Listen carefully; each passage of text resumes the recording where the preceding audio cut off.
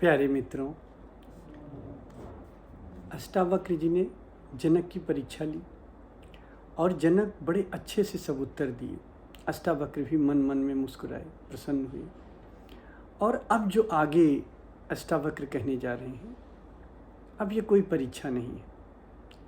अब कायदे से महागीता यहीं से शुरू होती है, क्योंकि ये दो बुद्धों की गीता अब हो गई।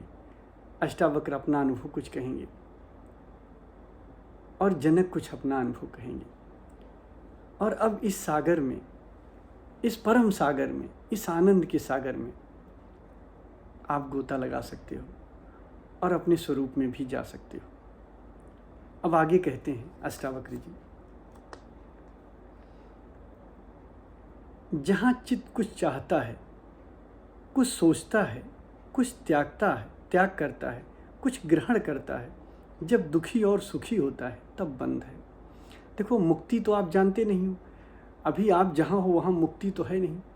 अब सीधी सीधी बात पे आ गए। पहले देखो, जनक को क्या क्या कह रहे कि तू देह को त्याग करी और जो है निर्वाण को प्राप्त हो जा। अब क्या, अब सही सही बात पे आ गए। अब जो मूल बात है वहाँ से शुरू कर रहे हैं। फिर से सुनो। अष्टावक्र जी कहते हैं कि जब चित्त कुछ चाहता है, कुछ सोचता है, कुछ त्यागता है, कुछ ग्रहण करता है, जब दुखी और सुखी होता है तब बंध है। क्या मतलब हुआ इसका? जब हमारे भीतर कुछ चाह होती है, यानी कुल मिला के ये जान लो कि जब मन सक्रिय होता है, जब मन सक्रिय होता है, जब मन एक्टिव रहता है तब बंध है, तब हम बंधे हुए हैं, हम बंधन में हैं। और जब मन खत्म हो जाए, ये सब अगर ये सब ना हो तो मन तो खत्म हो गया ना, मन विसर्जित हो गया। जब मन विसर्जित हो जाए तब मुक्ति है। कितना आसान सूत्र है, कितना सरल है। लेकिन आपके दिमाग में एक बात आएगी कि चाहना तो हो ही जाता है। दरअसल हम इसी अवस्था में जिए हैं। हमने यही देखा है कि संसार में जब कोई कार्य करना होता है तो कुछ मन से करना पड़ता है, कुछ हम सोचते हैं, कुछ करते हैं, कुछ गुनगुनाते हैं, तब वो कार्य होता है। अभी हम कभी ये देखे नहीं है, साक्षी में रह के नहीं देखे हैं कि बिना मन के भी कार्य होता है। देखो, तुम देख रहे हो, तुम साक्षी हो। शरीर को भूख लगी, अब शरीर उठी, पानी लिया, शरीर पानी पिया, भोजन लिया, भोजन किया। अब आप क्या देख रहे हो? आप स्थित हो, आप स्वयं में स्थित हो। आप देख रहे हो शरीर की एक्टिविटी, कि शरीर को धूप लगी, शरीर छाँव में चली गई। यहाँ विचार की कोई ज़रूरत नहीं, अपने आप हुआ। ऐसे ही कोई मुसीबत आई, उस मुसीबत से आपको निकलना है तो आप देख रहे हो कि आप साक्षी हो, आप देखने वाले हो। बुद्धि आई, बुद्धि ने समझाया, शरीर उस कार्य को किया और इन स्थिति में आप देखने वाले बने हो। मन कुछ समझाया, शरीर उसका अनुकरण किया। मनोमय शरीर कुछ कहा या बोधमय शरीर कुछ कहा और स्थूल में शरीर उसका अनुकरण किया। तुमने बोधमय शरीर को कहते हुए देखा और स्थूलमय शरीर को अनुकरण करते हुए देखा। तूने देखा, बोध को समझाया। अब साक्षी में क्या है? साक्षी स्थित है, साक्षी जान रहा है कि बुद्धि ने कुछ कहा, शरीर कुछ किया। तो ये यहाँ पे आप कुछ सोच नहीं रहे हो, यहाँ पे कुछ कर नहीं रहे हो, यहाँ आप दोनों में देख रहे हो। आप स्वयं में स्थित हो, आप देख रहे हो कि शरीर को कोई आदेश दिया गया बुद्धि के द्वारा, शरीर वो कार्य कर रहा है। आप बुद्धि के द्वारा आदेश देते हुए भी देखा और शरीर को कार्य करते हुए भी देखा, तो आप कहाँ इन्वॉल्व हुए? तो जब आप साक्षी में टिक जाते हो तब ये समझ में आता है। जैसे एक व्यक्ति जन्म से ही अगर पैदा होते ही अस्पताल में हो, बीमारों के साथ रहा हो, तो वो ये कहे कि जब मैं इस अस्पताल से बाहर निकल जाऊंगा, डिस्चार्ज हो जाऊंगा, तो मैं कैसे जीऊँगा? क्योंकि जीवन भर इसमें जीने की आदत पड़ गई है। तो जीवन भर हम मन में, हम अहंकार में जिए हैं। तो जब हम साक्षी में, जब हमारा मन शून्य होने लगता है, हमारा अहंकार तिरोहित होने लगता है, तो हम घबराने लगते हैं कि यार अगर मेरा अहंकार नहीं रहेगा, मेरा मन नहीं रहेगा, तो मैं कैसे करूँगा, कैसे क्रियाकलाप होगी, कैसी बातें होंगी, कैसे मैं सोचूंगा, कैसे सब कुछ होगा, सब कुछ ऐसे करोगे। आप बताओ, सांस चलती है, आप कुछ करते हो? आपको सांस चलते हुए आप देख रहे हो। आपने खाना खाया, खाना पेट में गया, खाने से ब्लड बन रहा है, आप देख रहे हो। सांस चल रहा, आप देख रहे हो। हृदय चल रहा, आप देख रहे हो। दिन होता है, आप देख रहे हो। रात होता है, आप देख रहे हो। आप कुछ कर रहे हो, कहीं कुछ रोक रहे हो।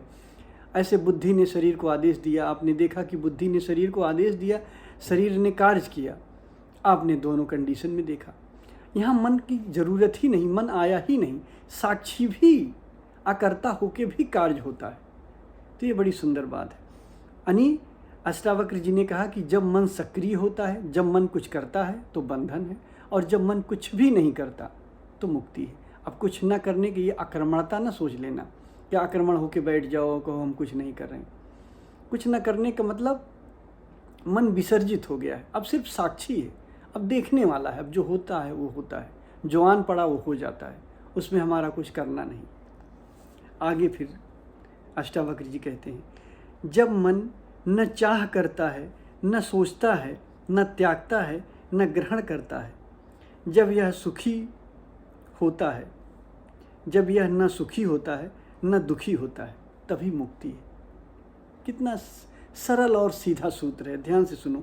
जब मन न चाह करता है, जब मन में कोई चाह नहीं उठती, न कुछ सोचता है, कोई सोच नहीं पैदा होती, न कुछ त्यागता है, न कोई त्याग पैदा होता कि सुनो ना, अभी जनक को क्या समझा रहे कि तू त्याग दे, इसको त्याग कर दे, मन देहाभिमान का त्याग कर दे, देह का त्याग कर दे और निर्वाण को उपलब्ध हो जाए। अब देखो क्या कह रहे हैं, अब कह रहे हैं कि जब मन न चाह करता है, न सोचता है, न त्यागता है, न ग्रहण करता है, जब यह न सुखी होता है न दुखी होता, तभी मुक्ति है। अब आप ये कह सकते हो कि यार सुखी आनंद, सुखी तो होता है, नहीं सुखी नहीं। जब आप आनंद में होते हो तो आनंद सुख की अवस्था नहीं है, आनंद चैतन्य की एक ऐसी दशा है जहाँ शांति होती है। सुख और दुख मन का हिस्सा है। कोई भी सुख अगर लगातार बना रहे तो वही दुख बन जाता है, कोई भी दुख अगर लगातार बना रहे तो वो कहो कन्वर्ट हो जाए सुख में। तो सुख और दुख मन के हिस्से हैं, लेकिन आनंद मन का नहीं, आनंद चैतन्य का हिस्सा है, परमात्मा आपका स्वभाव है, साक्षी का हिस्सा है। तो जब मन सुखी और दुखी होता है, यानी कि मन, कुल मिला के ये जान लो कि जब मन सक्रिय रहता है, जब मन सक्रिय रहता है तो बंधन है, और जब मन सक्रिय नहीं होता, विसर्जित हो जाता है, तो मुक्ति है। वहाँ पे मन आपका गुलाम रहता है। मन को जब ज़रूरत होती है, बुद्धि की जब ज़रूरत होती है, आता है, कार्य करता है, वो भी आपकी इच्छा से, आपकी चाह से, आपके स्वभाव से। साक्षी की मौजूदगी में क्रियाएं होती रहती हैं, कैटालिस्ट की तरह साक्षी मौजूद रहता है। फिर आगे लिखते हैं, जब चित्त किसी दृष्टि अथवा विषय में लगा है तब बंध है, और जब चित्त सब दृष्टियों से अनासक्त है तब मोक्ष है। चित्त, देखो अगर हमारे भीतर विचार कैसे पैदा होता है, अगर हम किसी को देख लेते हैं, किसी दृष्टि, मान लीजिए एक तो होता है कि चैतन्य में अपने आप विचार पैदा होता है कि चैतन्य है, एकदम शांत है, कोई विचार, कोई भाव, कोई पुराना अनुभव आपको याद आया, और उस अनुभव से आपके मन में एक विचार पैदा हुआ, भाव पैदा हुआ, और वही भाव धीरे धीरे कर्म बन जाता है। लेकिन एक दूसरी दशा है जो आपकी इंद्रियां हैं, अगर वही यहाँ कह रहे हैं कि जब चित्त किसी दृष्टि अथवा विषय में लगा है, जैसे आप रास्ते पे जा रहे हो, आपको कोई प्रचार दिख गया, कोई हीरो दिख गया, कोई हीरोइन की पोस्टर दिख गया, कोई भी आपको दिख गया अंदर, और आप देखने के बाद उसमें विचारणा करने लगे, मनन करने लगे, ये कैसा है, क्या है। या आप रास्ते में जा रहे हो, आपको एक दुश्मन, आपका पहले जो शत्रु था वो दिख गया। अब शत्रु दिख गया तो आपके भीतर क्रोध का विचार पैदा हो जाएगा, क्रोध का भाव पैदा हो जाएगा। तो कोई भी जब आपके चलते फिरते आपकी दृष्टि कहीं पड़ती है तो भी आपके भीतर भाव और विचार पैदा होते हैं। तो वहाँ पे आपको अलर्ट रहना है कि आप देखना है कि आपकी दृष्टि, भगवान बुद्ध कहते नहीं थे कि बस कुछ ही कदम देखो नीचे, ज़्यादा फालतू की चीज़ें मत देखो। तो फालतू की चीज़ें ना देखो, आपके भीतर कुछ विचार भाव फालतू की चीज़ें देखने से ना पैदा हो। लेकिन अब मैं ये नहीं कह रहा हूँ कि आप ना देखो, मैं कह रहा हूँ खूब देखो, लेकिन देखने के बाद जो चैतन्य के भीतर जो हलचल पैदा होती है वहाँ भी देखो। आप जा रहे हो, अचानक आपका फ्रेंड या आपका दोस्त या कभी आपका जो दोस्त था जो दुश्मन बन गया है वो सामने आया, तो उसको देखते ही क्रोध का भाव पैदा हुआ, उसको तुरंत देखो अपने भीतर, क्रोध का भाव पैदा हुआ, ठीक, अब यहीं रोक दो, इसके साथ आगे नहीं जाऊँगा, स्टॉप। अपने भीतर जो क्रोध का विचार पैदा हुआ है उसको आपने रोक दिया। रोकने का मतलब उसके साथ आप नहीं जाओगे, कह दिए कि मैं आपके साथ और नहीं जाऊंगा, यहीं विसर्जित हो जाए। आपने रोका और उसको देखा, विसर्जित हो गया। तो जब आप किसी जो कोई चीज़ जब आप स्पर्श करते हो, छूते हो, छूने से भी आपके भीतर भाव और विचार पैदा होते हैं। तो जब आपकी इंद्रियां भी सक्रिय होती हैं तब भी आपके भीतर विचार भाव पैदा होते हैं। तो अगर ये पैदा हुए आपने नहीं देखा और इनके साथ आप बह गए हो तो बंधन है। जितनी भी आपकी इंद्रियां हैं, आपने कुछ सूंघा, कुछ देखा या कुछ स्पर्श किया और इन सब से आपके भीतर कोई भाव विचार पैदा हुआ, आपको बहा ले गया, वही बात ये कहा जा रहा है। जब चित्त किसी दृष्टि और अथवा विषय में लगा है तब बंद है, और जब चित्त सब दृष्टियों से अनासक्त है तब मोक्ष है। अब आपके भीतर कुछ भी देखने से, चाहे इंद्रियों के द्वारा हो, छूने से, इंद्रियों के द्वारा कोई स्पर्श से, देखने से, आपके भीतर कुछ भी पैदा ना हो, मतलब आप इतने ज़्यादा होशपूर्ण हो। ये नहीं कि पैदा हो रहा है और आप कह रहे हो कि नहीं मैं चैतन्य हूँ, पैदा ही ना हो, इतनी ज़्यादा आप होश में रहो, इतने ज़्यादा सजग रहो कि वो उठे और आप देख लो और वहीं रोक दो। पहली अवस्था में विचार पैदा हो वहीं रोक दिए, नहीं, बस रोकने का मतलब मैं नहीं कह रहा हूँ कि उसको दबा लो। उठा, आप कह दो कि मैं तुम्हारे साथ नहीं जाऊँगा, बस यहीं विसर्जित हो जा, वहीं विसर्जित हो जाएगा। आप जब उसके साथ जाते नहीं हो, आपके भीतर जो भाव विचार उठता है उसके साथ बहते नहीं हो, विसर्जित हो, वहीं विसर्जित करो उसको।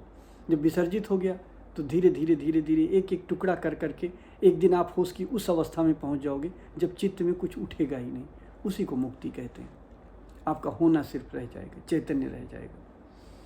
तो इंद्रियां भी अगर कहीं लगी हैं और इंद्रियों से भी कोई भाव विचार ये सब पैदा हो रहा तो भी बंधन है। वही बात है, जब तक मैं है तब तक बंध है, जब मैं नहीं तब मोक्ष है। कितनी सीधी सी बात है। जब तक आप मैं में जुटे होते हो, मैं फला हूँ, मैं ये हूँ, मैं वो हूँ, मुझे ऐसा होना है, मुझे ऐसा करना है, जहाँ जहाँ मैं है वहाँ वहाँ बंधन है। जहाँ जहाँ होना है, जब आप ये कहते हो अब मैं कुछ नहीं करता हूँ, अब मेरा होना है, अब तो सब होता है, जैसे रात होती है, दिन होती है, सुबह होता है, शाम होती है, जैसे ये सारी क्रियाएं हो रही, मेरी सांस चल रही, सब कुछ चल रही, मैं देख रहा हूँ। ऐसे ही मेरे ऊपर कोई विपत्ति आती है या मेरे ऊपर कोई अच्छी चीज़ आती है, कोई मेरे लिए अनुकूल परिस्थिति कोई आती है या प्रतिकूल परिस्थिति आती है, तो अब मैं उससे विचलित नहीं होता हूँ। अब मैं देखता हूँ, चाहे परिस्थितियाँ अनुकूल हो चाहे परिस्थितियाँ प्रतिकूल हो, तो अब मैं नहीं हूँ। अब मेरा जो होना था वो फॉल्स नहीं रहा, अब सत्य में, अब मैं सिर्फ अब होना मात्र है, अब मैं नहीं हूँ, कहने वाला मैं नहीं हूँ। तो वही कह रहे हैं कि जब तक मैं है तब तक बंद है। जब तक मैं अपने आप को किसी और से जोड़े रहता हूँ, अपने आप को कुछ और मानता रहता हूँ, अपने आप को कुछ करता हूँ, कुछ कहता हूँ, तब तक बंधन है। और जब ये मैं खो जाए, सिर्फ मेरा होना मात्र है, अब मेरा होना मात्र रहता है, इस होने में जो भी आता है उसको मैं करता हूँ, उसको मैं होने देता हूँ। बल्कि करता हूँ कहना गलत है, कह दो उसको होने देता हूँ। जो काम आन पड़ा उसको होने दिया, बाधा नहीं डालता हूँ। आज मुझे महल में है, आज मैं महल में हूँ तो मुझे महल प्यारा है। कल को परमात्मा ने अगर महल से मुझे झोपड़ी दे दिया तो मुझे झोपड़ी प्यारी। जो आता है मैं उसमें जाता हूँ, मैं बाधा नहीं डालता हूँ। अगर कोई ऐसी स्थिति आती है, अब ये यहाँ पे एक सवाल ये उठता है कि क्या आदमी अपाहिज बन जाए, कुछ करे ना? ये भी बहुत लोग पूछते हैं, यहाँ भी ध्यान देना है। या ऐसा, ये अष्टावक्र जी ऐसा नहीं कह रहे कि अपाहिज बन जाओ, कुछ मत करो, आक्रमण बन जाओ। जो आन पड़े करो, जो तुम्हारे पास परमात्मा भेज दे, जो तुम्हारे पास माहौल आए, जो तुम्हारे पास परिस्थिति आए, उसे करो। अब आप ड्यूटी जाओ, काम करो, लेकिन पागल मत बन जाओ कि आप बिजनेस में बैठे हो, अब कुछ मिल नहीं रहा। ठीक है, जो मिला सो मिला, काम करो, जो आन पड़ा उसे करो, लेकिन उसे करने का मतलब अब यहाँ करना ये नहीं कि आपको मन से करना है, वो उसको होने दो। जो आन पड़ी, जो परिस्थितियाँ आन पड़ी, उसे होने दो, बाधा मत डालो। बाधा दो तरह से डाल सकते हो, त्याग करके, भोग करके। एक वर्ग ऐसा हो जाता है जो कहता है कि मैं त्याग कर दे रहा हूँ, मैं सब छोड़ छाड़ के जंगल में चला जा रहा हूँ, वो भी बाधा डाल रहा है, वो भी त्याग कर रहा है, वो भी कर्ता बन रहा है। और ये कह रहा है कि नहीं मुझे सब कुछ चाहिए, मुझे ये पाना वो पाना, वो भी बंधन में। जो आन पड़े, जो परिस्थिति मेरे पास आन पड़े, जो मुझे है, जो अभी है जिस परिस्थिति में, और जो परिस्थिति मेरे ऊपर है, जैसी जिम्मेदारी मेरे ऊपर है, वैसा मैं होने देता हूँ। अगर परमात्मा कुछ भेज देते हैं, अगर परमात्मा ने मेरे पास बहुत धन भेज दिया, बहुत पैसा भेज दिया, बहुत संपन्नता भेज दिया, तो मुझे स्वीकार है। अगर परमात्मा ने प्रयास के बाद भी जो मैंने किया, जैसा भी किया, अगर मुझे वो सब नहीं मिला तो वो भी स्वीकार है। इसमें परेशान नहीं होना, इसमें स्वीकार कर लेना, एक्सेप्टेंस आपको लाना है और साक्षी बन जाना है। कार्य में बाधा नहीं डालना है। तो जब तक मैं है तब तक बंध है, जब मैं नहीं तब मोक्ष है। इस प्रकार का विचार कर, न इच्छा कर, न ग्रहण कर, न त्याग कर। यहाँ एक चीज़ और देखना है, यहाँ विचार, मत्वेति जो मूल शब्द है मति, मत्वेति यानी मति से, मति, ये ट्रांसलेशन में गड़बड़ी है। इन्होंने लिखा है कि विचार कर, जब तक मैं है तब तक बंध है, जब मैं नहीं है तब मोक्ष है। इस प्रकार का विचार कर, न इच्छा कर, न ग्रहण कर, न त्याग कर। विचार कर नहीं, मत्तेति का अर्थ होता अंडरस्टैंड। यहाँ विचार को बौद्धिक ज्ञान न समझ लेना, अनुभवगत ज्ञान, क्योंकि विचार का अभी ऊपर खंडन किया है। ऊपर अभी अष्टावक्र जी ने इसका खंडन किया है कि जब चित्त कुछ चाहता है, कुछ सोचता है, कुछ त्यागता है, कुछ ग्रहण करता है, तब बंध है। तो ये सब तो मन के द्वारा है। तो यहाँ मन की बात नहीं करा जा रहा, यहाँ ये नहीं कहा जा रहा कि मन से विचार कर, क्योंकि ऊपर इसका खंडन कर चुके हैं अष्टावक्र जी। यहाँ पर जो मूल शब्द है मत्वेति यानी मति, मति का अर्थ होता है अंडरस्टैंड, इंग्लिश में समझ, अनुभवगत ज्ञान। तो जब ये अनुभवगत ज्ञान, अगर इस तरह से इसका सही अनुवाद पढ़ा जाए तो ये होगा, जब तक मैं है तब तक बंध है, जब तक मैं नहीं तब मोक्ष है। इस प्रकार का ठीक अनुभव कर, न इच्छा कर, न ग्रहण कर, न त्याग कर। इस प्रकार को जानकर, इस प्रकार का अनुभव करके, न इच्छा कर, न ग्रहण कर, न त्याग कर। तो जब ये अनुभवगत ज्ञान आपको प्राप्त हो जाता है, तब आप इस स्थिति में आते हो कि जहाँ न त्याग होता है, न ग्रहण होता है। अब तो जो है सो है, अब किसी को न पकड़ना है, न छोड़ना है। तो मेरे ख्याल से आज मेरी बात समझे होंगे। इसके आगे अगले भाग में। धन्यवाद।